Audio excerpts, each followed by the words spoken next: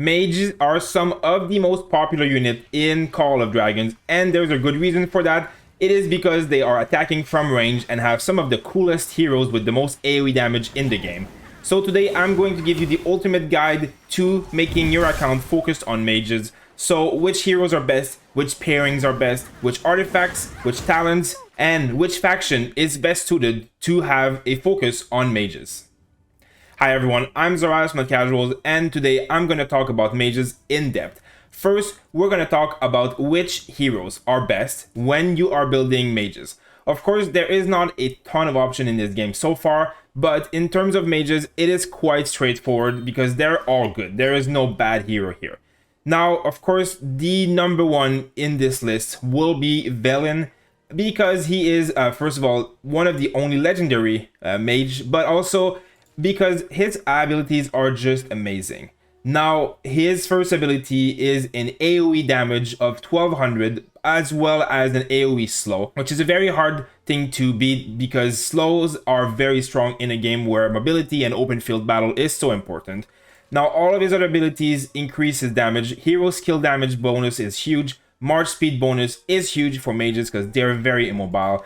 And this is more crit damage as well as defenses for the mages. And this ability also has basically a debuff on the enemy, meaning that when in battle there's 20% chance that he will inflict a magic defense break and freeze on a target. So he will reduce their magic defense by up to 20%, as well as can reduce their move speeds by up to 20%, which is the same effect as here, basically meaning the freeze. That is what the freeze effect does. It reduces their movement speed. But now the kicker is that you have a chance to cast freeze with your hero skill, which is 100% when your rage is full, and this is a 20% chance while fighting to also inflict freeze. Now his ultimate ability is absolutely insane, meaning that when you're casting a rage skill on a target that is frozen, you deal additional damage and remove the freeze effect. So every time you cast this ability and they're frozen, which can happen from this as well as from the ability itself, it will consume and do a lot of damage. Now this is just very, very good. He has a lot of bursts. He boosts the skill damage he does already, so this is more skill damage. It's just really, really good. It's really hard to beat Velyn. Velyn is definitely one of the best. Very important if you are going to play Velyn, bring his first skill to 5 before unlocking all the other skills. An argument could also be made that you want to invest on maybe even the first 2 skills before you go over, because these 2 are by far the best ones. Especially for open field fighting with the March speed bonus and the hero person dead damage. Now, second best hero is going to be, of course, Liliya. She's obviously the pay to win hero because you need to purchase packs in order to unlock her, and you need to purchase packs from the VIP store in order to expertise her, which is going to be really hard or impossible for anyone who's not putting any money into this game. Now, she's also very, very solid. The only reason she's not as good as Velyn is because she is a peacekeeper hero. Now her first skill is really, really strong again, the same damage as Velyn, as well as also AoE, though it is to the target and another nearby legion, while Velyn is to 2 other nearby legions, so a little bit less AoE.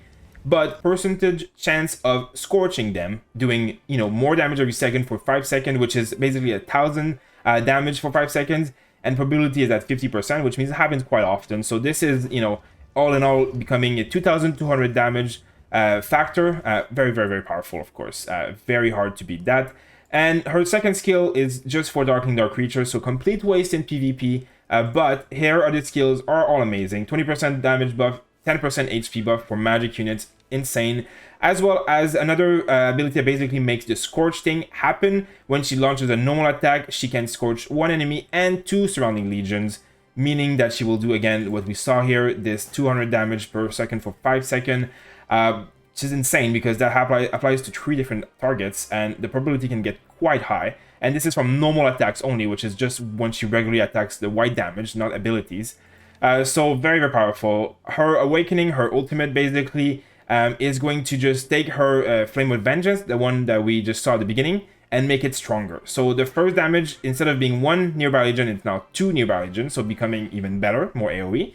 And for the rest, pretty much the same, so 50% chance of scorching them for the same damage. So her ultimate is really not a game changer. You don't need her to have this unlocked for her to be good. This is basically just meaning more AoE, but if you're fighting less than 2 targets at a time, this doesn't enhance much of her kit at all. Actually doesn't really do anything at all. It's wasted unless you're fighting more than 2 players, which You will be fighting one entry players very regularly in PvP, so that's not a big deal. But still, you know, this is why she's not as strong as Velyn. Velyn already has this, basically already does 1200 damage to target. He doesn't have the Scorch effect, of course, which is also insane. But just say that it is just not as good just because of that, and the fact that she has a full skill dedicated to peacekeeping, which doesn't do anything. Now, in terms of peacekeeping, though, she's amazing, and you should use her when you're killing Darklings and mobs of any kind. Basically, the Caravan event and stuff like that is all Darkling. Now, third on the list of the best mages hero, of course, Waldyr. Waldyr is very solid. Every one of his ability is amazing. This is another one of these AoE damage. It's less than the legendary, but very strong. 20% attack reduction, debuff as well, is absolutely insane. This is another 10% buff, great. And 8% more skill damage, now up to 15%. So, you know, similar to what Velyn has, just not as strong, but still very powerful. And this basically will make it so that every time he takes hero skill damage, he will shield himself to absorb 600 of damage. Once per 20 seconds, very powerful in PvP. It will make him much tankier and last stronger against bursts especially. His ultimate will be quite powerful. Now his first ability becomes a 1 target plus 3, so 4 targets total, and 100% more damage factor. So, you know, if you're targeting 4 enemies, this is 2800 damage, which is pretty significant. And instead of inflicting just the gloom, you also inflict freeze on them, reducing their attack and their march speed. Now, this is where it gets interesting, because if we're going to be talking about pairings, when you have Velyn expertise with this ability, meaning that when targets are frozen, you consume the frozen to do damage. Well, Velyn applies frozen in 2 ways, which means that you can trigger it for a lot of damage already. But when he is also expertise, which is very easy, as you can see, he's already almost expertise, and I haven't spent any special sculpture or anything on him, really. I really just, I'm playing human, and I got quite lucky in the pulls. You can see that you will be applying frozen every time you cast that main ability, of course, once he's expertise. So you will be able to have frozen effect coming from many different places, while Velyn will consume them for a ton of damage. It will make Velyn Waldyr the best mage march in the game by a long shot, but it will require Velyn to be expertise to have his last ability. I think in this game they're called Awakened, but expertise is pretty much the same, like Rise of Kingdom. It is not going to be for every player. People who play this game for many months / years will eventually get Velyn expertise because he is in the golden keys, but still, you know, this is going to be an option for people that are playing money in the game. But even without this, there's still an incredibly strong combo together because they both freeze and they both do a lot of damage and both have skill damage bonuses which do stack together. So it is going to be a very, very strong heroes together. Now, before we go on to more pairings, I want to talk about Alwyn. Alwyn is the last full mage hero in this game. Very, very solid hero in many, many ways. He has similar stuff where he does damage as well as slowing their march speed and does a continuous damage factor similar to the Scorch. This is nothing to laugh at. It's still very decent, but it is single target, so not the same as, you know, AoE damage. But, you know, the march speed reduction for 10% as well as doing more damage per second, as well as doing the full damage here. 600 is really not that bad. His other ability, again, more buffs, same as the other guys. And here he takes 15% normal attack damage in the field, which is going to be good, especially when you're attacking. And marksmen, who are the counters to mages, do a lot of this damage. So, you know, a bit tanky, definitely nice to have. Nothing bad with that. And lastly, his Legion, when he's attacked, has a percentage chance, 15%, to ensnare the attacker, dealing hero skill damage and reducing their march speed, which means that when you're getting chased, you have a chance of slowing themselves down and taking damage. So, you know, he's more of a defensive mage as well as the more control mage. His ultimate will be quite significant here. Again, we do the same thing. It's the first ability enhanced, and he still does the same damage and the same slow and all that stuff.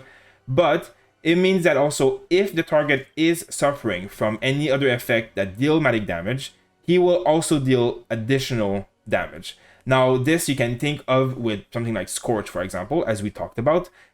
When our Liliya here does the Scorch, which here basically is, this will be magic damage every second for 5 seconds. So when combined with an expertise Alwyn, this will be quite significant because every second they will take another 200 damage. So you can see how these combos work pretty well together. The mages are just very, very strong and very intuitive to work with. purple commanders like Alwyn and Waldyr are going to be quite easy to max even for free-to-play players. Within a few months, you're going to have almost all of the purple commanders that you want max, because it is really quite easy to get a hold of purple tokens in this game and any game like that. If it's anything like Rise of Kingdom, you're going to have all the purple commanders max within a year, and then you're going to have nothing to do with your tokens. Now, the last two heroes that are worth mentioning here are going to be the angels, Atheus and Theia. Now, they are not specifically magic heroes. I mean, Atheus is, Theia isn't. But, you know, they don't have to be with magic to get all of the benefits. You know, this is skill damage, this is a rage gain, this is basically going to give HP bonus and healing bonus, but only if it's full of healing units for the healing. So that effect won't apply to anybody but flying units. And here is the March speed bonus and damage taken reduction, which is, you know, very good. And this is basically chances of healing. So none of these abilities are specifically about mages, which means that you can put him as a secondary to basically anyone and it will be good.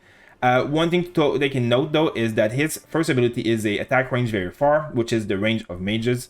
So if you put him with melee units and such, something about the first ability won't work. I don't think it even casts at all. I'm not sure exactly why or how it works.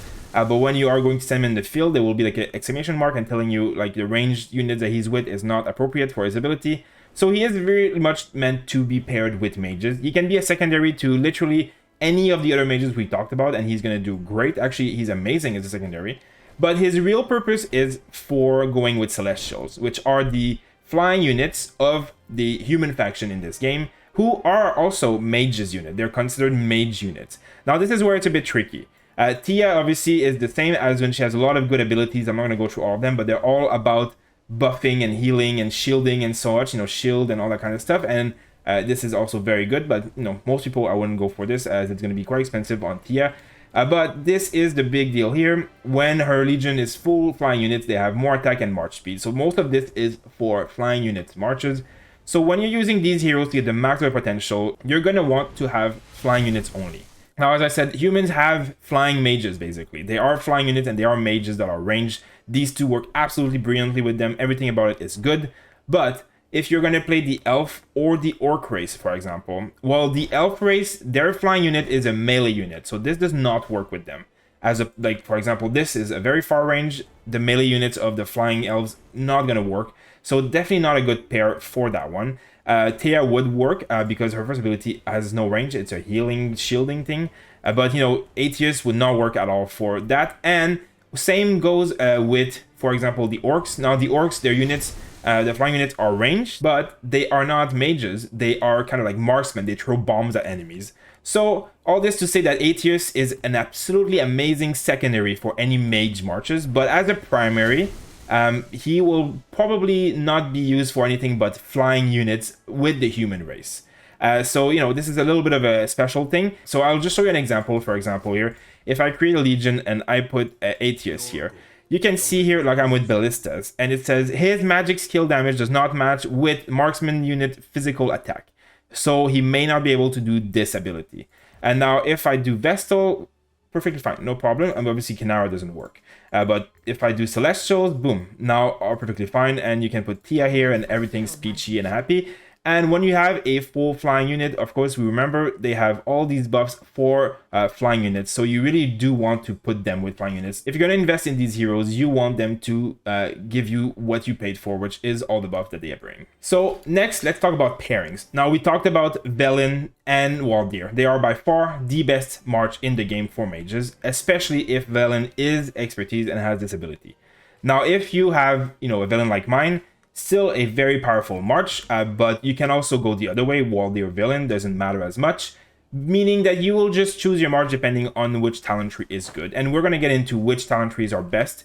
So if you're doing PvE, like peacekeeping, obviously Liliya with some peacekeeping as well as some skills I would put, or some magic abilities, would do very well, right? Like especially to kill all of the little darklings. I am currently using that for her, you know, meaning here I get 5 extra level 1 tactic manual when defeating a creature, and I get extra rewards. This has given me mostly resources, but sometimes it has given me like epic stars and stuff, which is, you know, quite valuable for the talent. So this is one way to build her, of course, and this will make her the best march for PvE stuff. But Liliya, having magic and skill, still makes her very valuable because you can just do a magic build or a skill build with the other points in the other one and be perfectly viable without having to touch peacekeeping at all. And she basically can bring Waldyr or Velyn as secondary and be quite solid for people who have invested in her. There really isn't any wrong ways to mix and match these guys. You know, I personally, if everything was expertise, would go Waldyr and Velyn in one march, as well as Liliya and Alwyn in one march. Because of what we talked about here, where you are going to do more damage for people suffering from damage over time, which is exactly what Liliya brings. So in my opinion, these are going to be the best marches in the game. If you have two mages marches, it's going to be, you know, these two as well as these two together.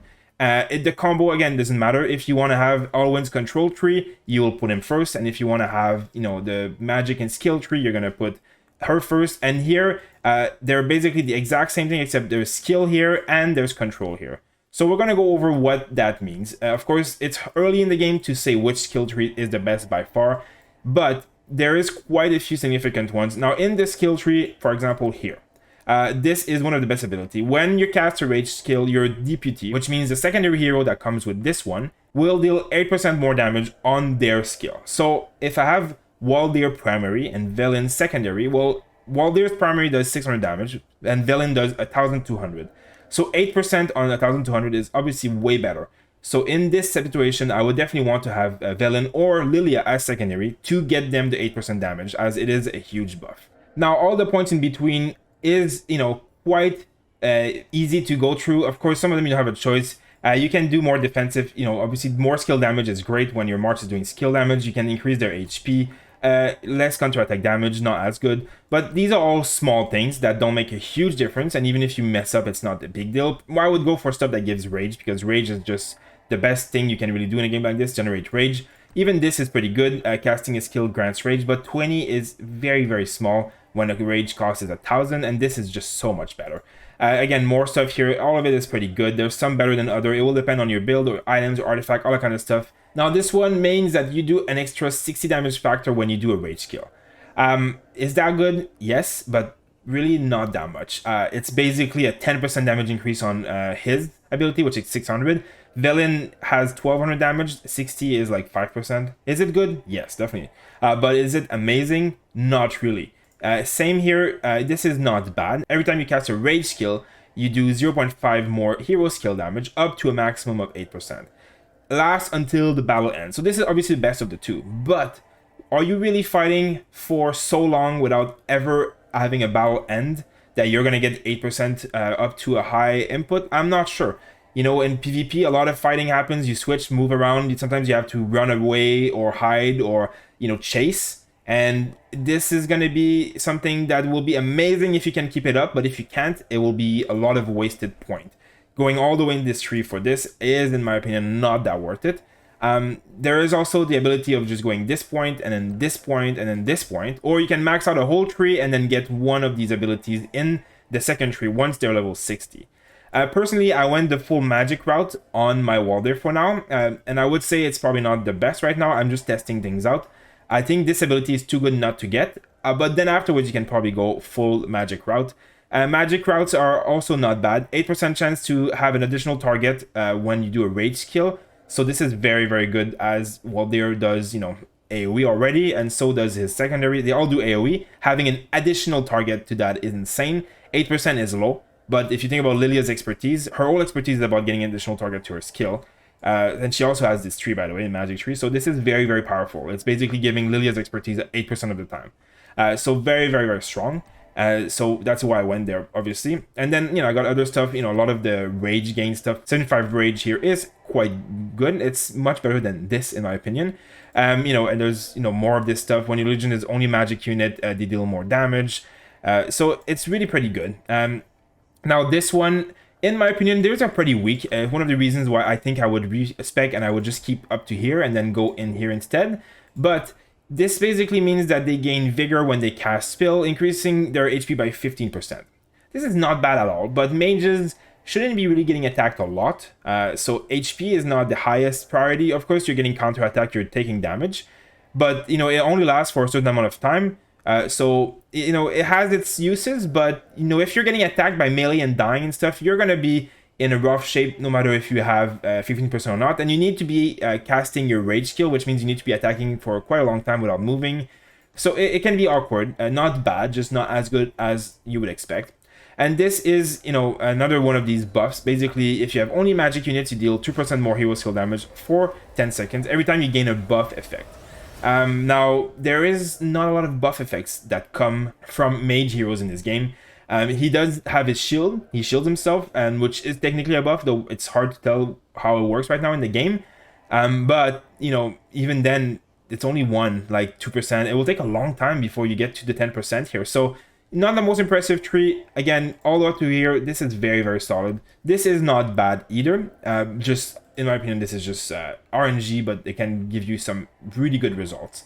Now, the PvP tree, I personally don't find it that interesting. I find these abilities a little bit weird. They have chance to reduce damage taken by, 3%. Nice, but 3% is not huge. In here we have, while you're in battle, you gain 1% damage every 10 seconds, so maximum of, again, 3%. It's the same as this one here. You have to be in battle for a long time for this to work, and then the percentage is quite low. Is this bad? No. But in my opinion, it's just a bit lackluster for me to want to invest in this tree for that specifically.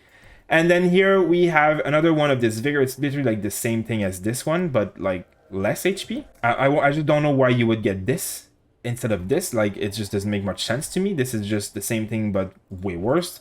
And then this one is, again, another defense break. You will make the enemy have less % defense. This is actually very, very powerful, but more of a supportive kind of thing. You will bring this on a March for free-to-play, for example. You do something like this, you have more impact in the game, because whether your account is worth $1 or $50,000, you're reducing the enemy by 10% defense no matter what. So if your whale is built into doing pure damage and you are reducing the defense for them, you're going to make your whale do so much more damage, and this is where this kind of stuff can be useful.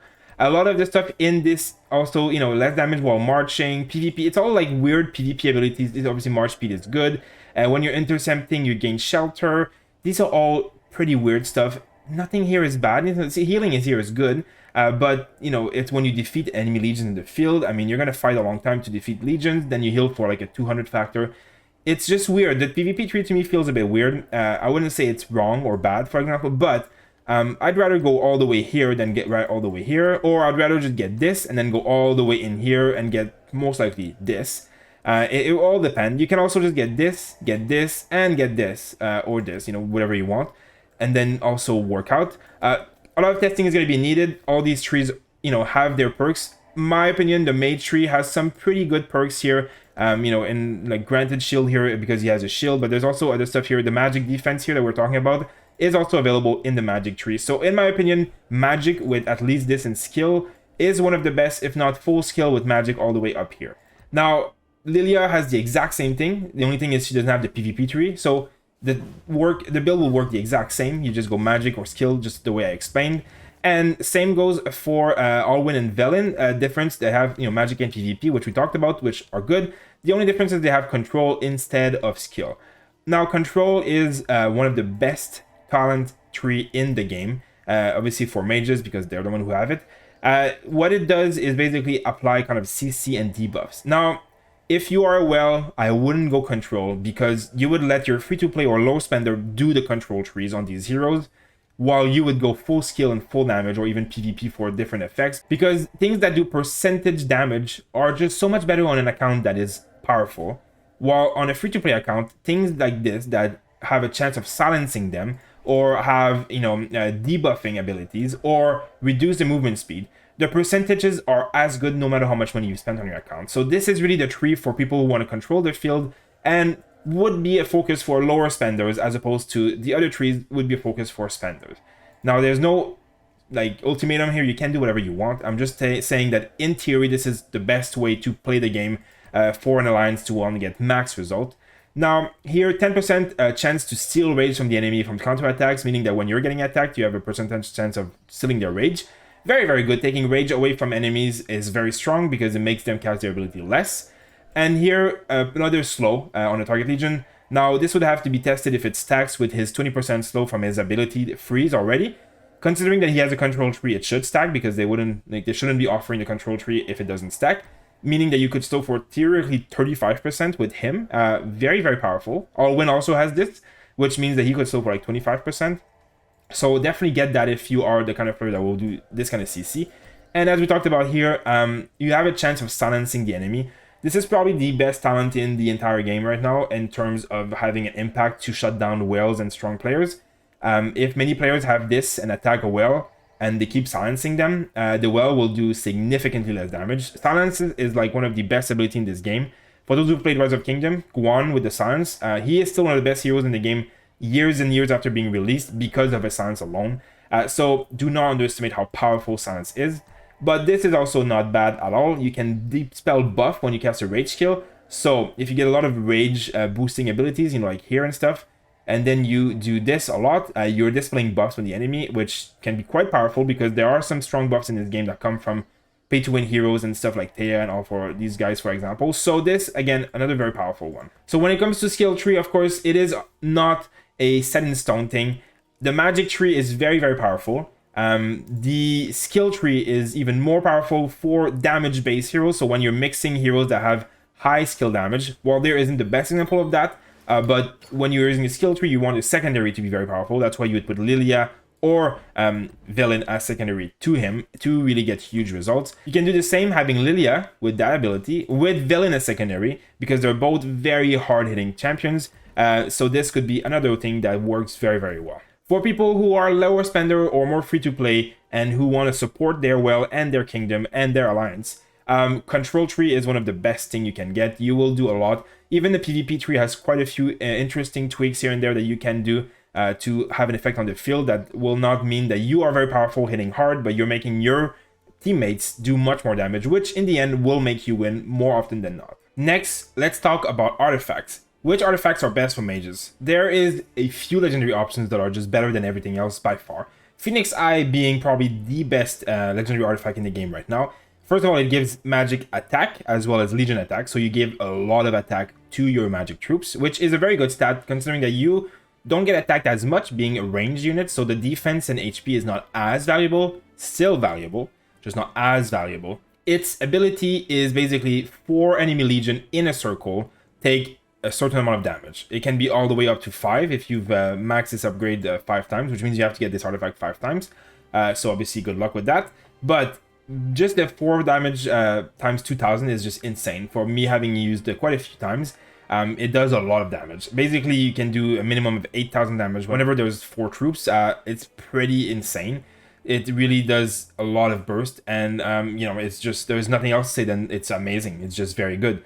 You just go around, and you can see here the little image, you just target an area, and then it'll just summon a big fire, boom, they all take a ton of damage. It's very, very powerful. Another artifact that is similar is going to be the Infernal Flame. This one is going to be obtainable through an event, which is currently live, but it is a very pay-to-win event. You need to purchase a lot of packs in order to even have a chance of getting this, and the chance is pretty low still, but it is still a very, very good artifact. Same gives attack, always very, very good stat. But the difference here meaning that basically you will do 1000 damage factor whenever you launch a normal attack. So as you can see, every time they do a normal attack, it also casts an extra fireball that does 700, 700, 700. Obviously, the damage will vary depending on how strong your artifact is, as well as your own stats, but it lasts for 3 seconds. So as you can see, it means usually you will get maybe 3 attacks, so you'll get this effect 3 times. And your legion will gain 15% magic attack while the wielders inflict Scorch on the enemy. So we know that Liliya has Scorch, so obviously this is very, very, very good for Liliya, and it is a very good artifact. But, 1000 damage factor for 3 seconds on 1 target is nowhere near 2000 damage on 4 targets. So this is pretty much the second best artifact in the game for mages. Now, the 2 other legendary artifacts are more defensive and buff. This one is another magic attack here, very good, but the effect is basically that you will inflict a 16% magic debuff to up to 10 enemies in a circle.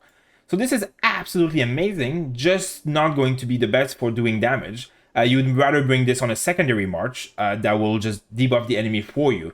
So perfect for your all-win march, or for, free-to-play or lower spender who got lucky and got this artifact. Bring it on the field 100%. But just don't put it on your main majority damage march, because it will definitely hinder the amount of damage it can do, as opposed to other artifacts. Now lastly, the tier of Alwyn. This one is similar. It's a very decent. This one has defense, which is less good in my opinion for mages, but still nothing terrible at all. But this is a heal. So 4 healing, 4 targets get healed by 400 healing factor for 8 seconds. So this is a significant amount of healing actually. This is a lot of healing, and it can get, obviously more. So this is very, very, very good. Again, you would bring it on a secondary march that is there to buff, not on your primary march that is meant to do damage. Now, if you don't have any of these legendaries, the Magic Bomb is the best epic artifact for mages by far. And most people should be able to get this because epics are not that hard to get, especially not after a few weeks of playing, even if you spend no money at all. This puts a bomb after 8 seconds and exposed for 3 nearby legion to take damage. The damage is 1100 and it does less damage the more people you hit, but doesn't matter, it still does decent damage. This can go up to 1800, which is not too far from the Phoenix Eye at 2000 at level 1. So this can rival a little bit, it's like the free-to-play version of Phoenix Eye. It's very, very decent, has the magic unique attack here, and does AoE damage on enemies. And then once it's on enemies, they can't remove it, they can't dispel it. So if they walk into their friends, they're all going to take damage. So very, very, very solid artifact, again, for damage dealing. So now we have covered all the heroes, all the pairings, all the artifacts, and the talents for mages. Mages are obviously very, very strong legion in this game. They're from range, they have the longest range of anything, and they're only countered by marksmen who have a short range. So it is definitely a very, very good unit type. A lot of people will play this unit type, of course. Now, which faction is best? Obviously, in my opinion, League of Order is by far the best, especially as your new account. First of all, it has Legion Magic Defense by 3%. So it buffs magic units, which works for Celestials, which I said are magic, as well as it works for, Vestals, which are magic, right? So it is a very, very strong buff if you're going to play these types of units, as well as Gather Speed is very, very hard to beat in early game. But lastly, Waldyr is the hero that comes with this faction, and the starting hero you get does impact kind of your gameplay, meaning that in the game, when you do this, for example, here, let's go look at it here. This quest, the main quest, the further along you go to this main quest, you will get different rewards. And depending on which faction you are, you will get a lot of sculptures for this hero through this main quest. I've gotten probably like 70 or 80 sculptures just through this main quest, and I'm probably going to get a few more once I reach this milestone. So it is a very, very significant thing. The hero that you choose, basically the starting hero of whatever faction you choose, you will get a lot of sculptures for free for that hero. So if you are wanting to play mage, choose this one, because Waldyr is by far the best free-to-play mage in this game, and you will get him expertise way faster if you choose this faction on top of the other bonuses. Now, if you go to the elves, the Spring Wardens, definitely not bad by any mean. Legion March speed is good, and heal speed also very good. And their caster here are, pretty nice. But as we said, their flying units are cavalry melee. And they, they have no other kind of magic anything. So they only have one magic unit. It's this guy, the trance. So is it good? Yes. But it is just not as good if you're going to build a mage-focused account to start with these guys, especially because Guanwin is a marksman hero, so you're going to get a lot of sculptures for her. Marksmen are amazing, and she's amazing. She's just not mage-focused, so it's just not the best. One thing I forgot to mention, too, is that every range unit has a buff that they apply when they attack. Every legion around them gets a buff. So the only difference is what the buff is. For the elves, it's defense, and for the humans, it's HP. And then for the orcs, it's attack. So they're all good, but it's just, it's just the difference is there. So basically, if you want to bring mages, have people from your alliance have a few different factions to get all the buffs. So Wilderberg isn't the best for magic. Their magic units are fine, they just don't have a lot of other magic units, as well as none of these faction bonus apply, and the hero's Bakar is going to be infantry, so getting sculptures for him won't help you at all for magic. Again, you would just really choose League of Order if magic is your priority in this game. So guys, that's about it. Of course, this was a pretty long video going in depth about everything mages there is in this game. I'm going to be making videos for every other unit types, so cavalry, infantry, even flying and marksmen, of course. So if you're interested in those, make sure to subscribe, as well as check out our other videos for Call of Dragons, from 10 tips of how to start the game, as well as mistakes to avoid and how to level the most efficient way possible. Any kind of videos like that, we have it. So make sure to check out the channel and subscribe for future content. Thank you for watching, and I'll see you on the next video.